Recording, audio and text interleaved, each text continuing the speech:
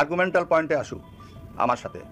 বাংলাদেশের ফেরা নিয়ে এবার নতুন তথ্য দিলেন রাষ্ট্রপতি মোহাম্মদ শাহাবুদ্দিন। সন্ধ্যায় রাষ্ট্রপতির কার্যালয় থেকে পাঠানো এক প্রেস বিজ্ঞপ্তিতে এমনটি জানানো হয়। মার্কিন যুক্তরাষ্ট্রের আন্তর্জাতিক বার্তা সংস্থা US 99 থেকে বঙ্গভবনে একটি লেটার পাঠানো হয়। লেটারে উল্লেখ ছিল শেখ হাসিনাকে দেশে ফেরাতে জাতিসংঘের কাছে রাষ্ট্রপতির আবেদন পেন্ডিংয়ে রয়েছে। বাংলাদেশ আওয়ামী লীগের রাজনীতি নিষিদ্ধ হোক, বাংলাদেশ আওয়ামী লীগ কখনো নির্বাচনের জন্য আর অংশগ্রহণ করতে না পারে, প্রয়োজনে শেখ হাসিনার ফাঁসি দিয়ে দেওয়া হোক, আওয়ামী লীগের যত ঊর্ধ্বতন নেতাকর্মী আছে সবার ফাঁসি হয়ে যাক, আজীবন ভারত থাকুক, জীবিত দশায় তাদেরকে আর চোখে দেখতে চান না। এই যে শ্রেণীটা, এই শ্রেণীটার নাম হচ্ছে বৈষম্য বিরোধী ছাত্র আন্দোলনের যারা নামি দামি সব। দেশের অধিকাংশ লোক এই স্লোগান কিন্তু দিচ্ছেন, ইউনূস হটাও বাংলাদেশ বাঁচাও।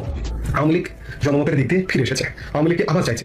আসসালামু আলাইকুম প্রিয় দর্শক, আজকে কিছু গরম খবর আপনাদের সামনে তুলে ধরবো। আপনারা ইতিমধ্যেই ভিডিওর কিছু অংশ দেখে ফেলেছেন, দেখে বুঝতে পারছেন আজকের ভিডিও ঠিক কতটা গুরুত্বপূর্ণ।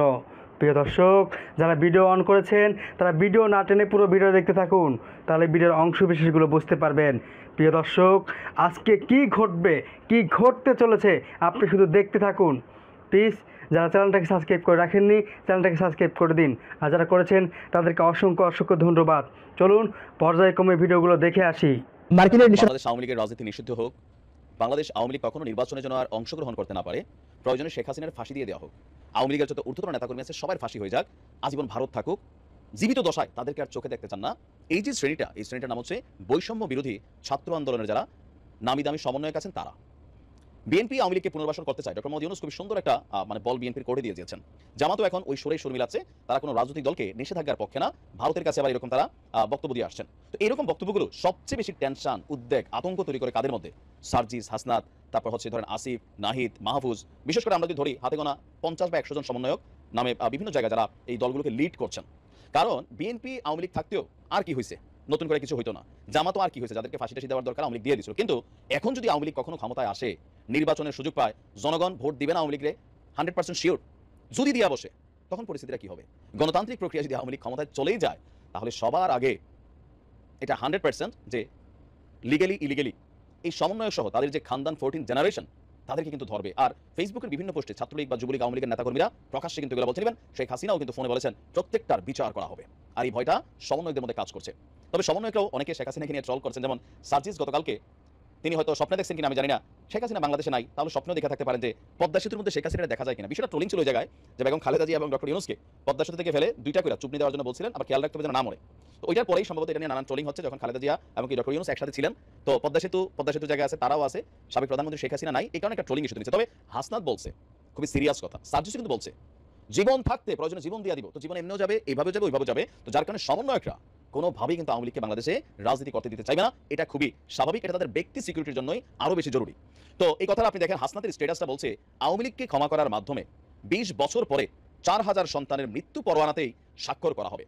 তার ফেসবুকে তিনি লিখছেন যে কাজেই এবার আওয়ামী লীগকে ক্ষমা করে দেওয়ার অর্থ হলো আজ থেকে 20 বছর পর আমাদের 4000 সন্তানের মৃত্যু পরোয়ানাতে স্বাক্ষর করা, কথাটা যেন আমরা মাথায় রাখি। সমন্বয়করা কিন্তু মাথায় রাখছে, তারা যে যেখানে আছে সর্বোচ্চ লেভেলে চাচ্ছে আওয়ামী লীগকে নিষিদ্ধ করতে, কিন্তু বিএনপি এই কথায় রাজি হচ্ছে না, হবেও না, জামাতও হবে না। আপনি লিখিত রাখতে পারেন।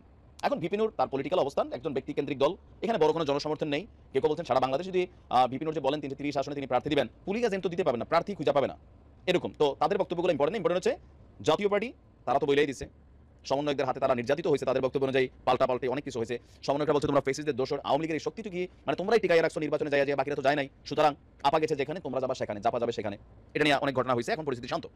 বিএনপি খুব স্ট্রিক্টলি বিভিন্ন অবস্থানে শক্তভাবে তাদের অবস্থান প্রকাশ করছে, আর জামাত কৌশলী পথে হাঁটছে, বাট আওয়ামী লীগকে নিষিদ্ধের কথা ভারতের কারণে হোক, ভূ রাজনীতির কারণে হোক, তারা কিন্তু বলছে না। এখন হাসনাত বলছে আপনার মূল পর্যাদা এখানে ছিল শফিকুর, আওয়ামী লীগ ক্ষমা চাইলে রাজনীতিতে ফেরার সুযোগ পাবে, এইসব কথার কোনো মানে নাই। এখন এটা নিয়ে অনেকে বক্তব্য দিচ্ছিল যে আওয়ামী লীগের মধ্যে যেহেতু অনুশোচনা নাই, প্রথমে তারা ক্ষমা চা কৃতকর্মের জন্য অনুশোচনা করুক, তারপরে ভাইবা দেখবো। কিন্তু আওয়ামী লীগ যেহেতু তাড়াতাড়ি রিয়াকশন দিবে, বাহাউদ্দিন নাসিম তিনি এসে এক বার্তা দিয়ে বসতেন কি আমরা এত ঘাড়তেরা দল না, কৃতকর্মের জন্য যদি ক্ষমা চাইতে হয় জাতির কাছে গণতন্ত্র রক্ষার্থে আমরা ক্ষমা চাইবো। এরপরই কিন্তু পেস্টা লাগছে, তো ক্ষমা যদি চাইয়ে ফেলে, বিচারের মুখোমুখি যদি হইতেই চায়, তাহলে তো আওয়ামী লীগ দেশে চলে আসবে। তো গণতান্ত্রিক প্রক্রিয়াতে আওয়ামী লীগ রাজনীতি করবে, বিচারে যারা হবে, অপরাধী যারা আছে তাদের শাস্তি হবে, কিন্তু আওয়ামী লীগের নাম নিশানা তো মিটানো যাবে না। তো সেই ক্ষেত্রে কি হবে? জেনারেশন টু জেনারেশন এই সমন্বয়করা মানে বিএনপি বা জামাত যতটুকু আওয়ামী লীগের চক্ষুশুল না রাইট নাও, যারা ছিল তাদেরকে কিন্তু বিভিন্নভাবে বিভিন্ন মামলায় বা জেনে হোক তাদেরকে ফাঁসি দেওয়া হয়েছে। তো এখন এই যে একটা বিশাল সাম্রাজ্যের পতন আওয়ামী লীগের, এই যে লজ্জা, এই যে অপমান, এই যে দেশ ছাড়া পালানো লাগলো, মানে এই বক্তব্যগুলো এখন ট্রোলিংয়ে আসতেছে। তো কোথাও না কোথাও আওয়ামী লীগের প্রত্যেকটা নেতাকর্মীর ভিতরে যারা অন্ধ দল কানা, আমাদের বাংলাদেশে সবাই অন্ধ দল কানা, বাট ম্যাক্সিমাম আমরা যারা আছি বিভিন্ন দলের রাজনীতি করি দল কানা টাইপেরই। নানানভাবে বক্তব্য দিচ্ছে, আবার বিভিন্ন জায়গায় দেখেন সমন্বয়কদের উপরে হামলাও হচ্ছে, ছাত্রদল হাতুড়ি চাচা দিচ্ছে, আবার এই সমন্বয়করা নিজেরা এখন বিভাজিত হয়ে গেছে। তো সবকিছু মিলিয়ে সার্জিস এবং হাসনাত যে স্বপ্ন দেখছেন, স্বপ্নটা কিন্তু দুঃস্বপ্ন, এটা কিন্তু সত্যিই হবে। কাকতালীয়ভাবে যদি অন্য কিছু হয়, সেটা হতে পারে ধরেন শেখ হাসিনা হঠাৎ করে মরেই গেল, বয়স্ক মানুষ, তাই হয়তো এখানে নতুন কিছু ঘটবেন, এটাও মনে রাখেন। ওনার পরে জয় আসবে, জয়ের পরে পুতুল আসবেন, তারপরে ববি আসবেন, এখানে অনেকেই বাই জেনারেশন এখানে কেউ লিড করবেন এবং এই জিনিসগুলোকে তারা প্রায়োরিটি দিবেন। এখন দেখা যাক তাদের এই দাবি যেটা, এটা কোন পথে যায়, কারণ এখন একটা 30 সমীকরণ তৈরি হয়ে গেছে, প্যাস লাগিয়ে রয়েছে। দেখা যাক। মোহাম্মদ শাহাবুদ্দিন সন্ধ্যায় রাষ্ট্রপতির কার্যালয় থেকে পাঠানো এক প্রেস বিজ্ঞপ্তিতে এমনটি জানানো হয়। গত 5ই আগস্ট ছাত্র জনতার দানবীয় আন্দোলনের মুখে ক্ষমতাচ্যুত প্রধানমন্ত্রী শেখ হাসিনা দেশ ছাড়তে বাধ্য হলে গা ঢাকা দেয় আওয়ামী লীগের সাবেক এমপি মন্ত্রী সহ সকল নেতাকর্মীরা। ফলে অনেকটা ছিন্নভিন্ন অবস্থা তৈরি হয়ে পড়েছে আওয়ামী লীগ দলের। শেখ হাসিনা পদত্যাগ করে ভারতে অবস্থান নেওয়ার পর ডক্টর মোহাম্মদ ইউনূসকে প্রধান উপদেষ্টা হিসেবে নিযুক্ত করে গঠন করা হয় অন্তর্বর্তীকালীন সরকার। তবে দেশ এবং দেশের মানুষের কাছে খুব একটা স্বস্তির হয়ে উঠতে পারেনি এ সরকারও। দায়িত্ব গ্রহণের পর বিভিন্ন চ্যালেঞ্জের মুখে পড়তে হচ্ছে অন্তর্বর্তীকালীন সরকারকে। এর মধ্যে শেখ হাসিনাকে দেশে ফেরাতে বিস্ফোরক মন্তব্য করে বসলেন রাষ্ট্রপতি মোহাম্মদ শাহাবুদ্দিন। কি বললেন রাষ্ট্রপতি, জানাচ্ছেন সহকর্মী ইয়াসিন আরাফাত। মার্কিন যুক্তরাষ্ট্রের আন্তর্জাতিক বার্তা সংস্থা US 99 থেকে বঙ্গভবনে একটি লেটার পাঠানো হয়। লেটারে উল্লেখ ছিল শেখ হাসিনাকে দেশে ফেরাতে জাতিসংঘের কাছে রাষ্ট্রপতির আবেদন পেন্ডিংয়ে রয়েছে। এখানে লেখা ছিল বাংলাদেশের সাবেক প্রধানমন্ত্রী শেখ হাসিনা রাষ্ট্রপতির কাছে পদত্যাগপত্র জমা দেয়নি। এখানে আরও উল্লেখ ছিল সাবেক প্রধানমন্ত্রী শেখ হাসিনাকে দেশ ত্যাগে বাধ্য করা হয়েছিল, তিনি স্বেচ্ছায় দেশ ত্যাগ করেননি। তবে এ বিষয় নিয়ে রাষ্ট্রপতির কাছে জানতে চাইলে রাষ্ট্রপতি বিষয়টিকে অস্বীকার করে এবং সম্পূর্ণ ঘটনাটিকে একটি ষড়যন্ত্র বলে দাবি করে।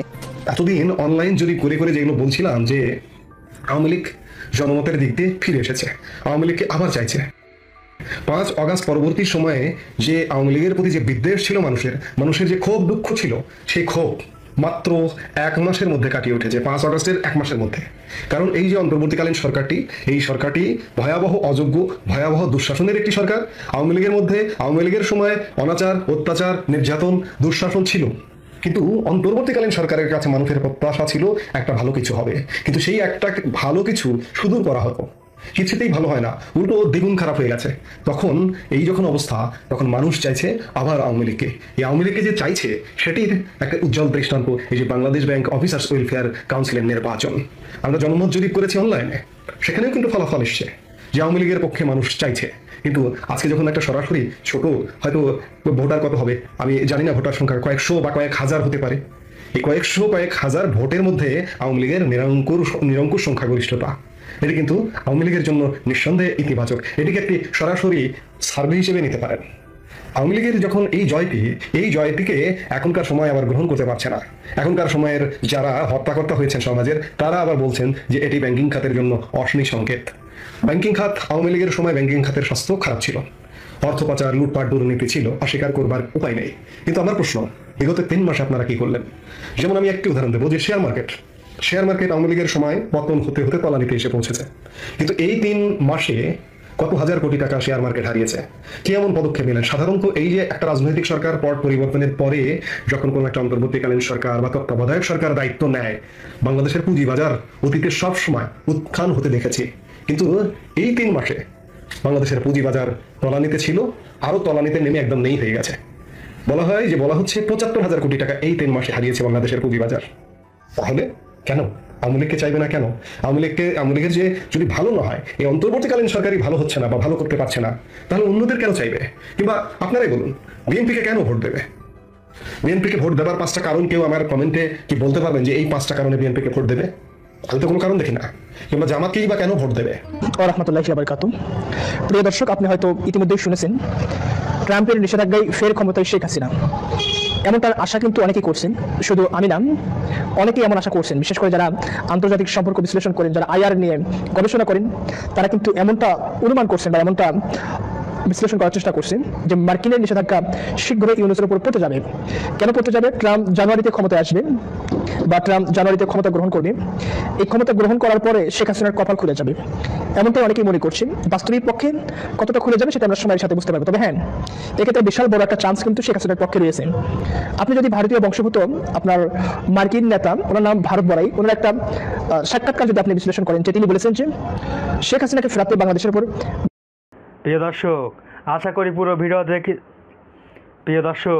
আশা করি পুরো ভিডিওটা দেখেছেন, দেখে হয়তো আপনার মন্তব্য থাকতে পারে। মন্তব্য থাকলে কমেন্ট বক্সে জানিয়ে দিন। আরও পরবর্তী ভিডিও দেখার জন্য চ্যানেলটাকে সাবস্ক্রাইব করে রাখুন। ততক্ষণে ভালো থাকুন, সুস্থ থাকুন, আল্লাহ হাফেজ।